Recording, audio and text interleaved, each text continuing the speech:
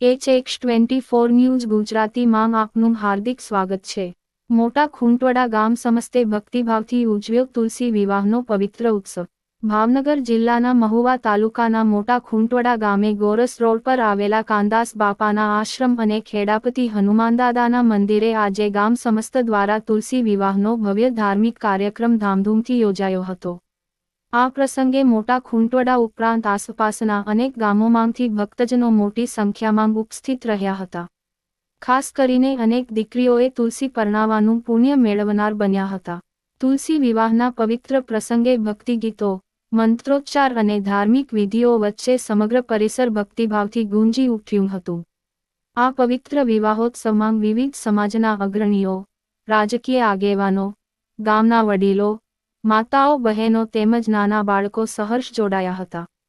કાર્યક્રમને સફળ બનાવવા ગામ સમસ્તનો સહયોગ રહ્યો હતો। HX24 ન્યૂઝ ગુજરાતી અશ્વિન ચાવડા સાથે રમેશ જીંજુવાડિયા।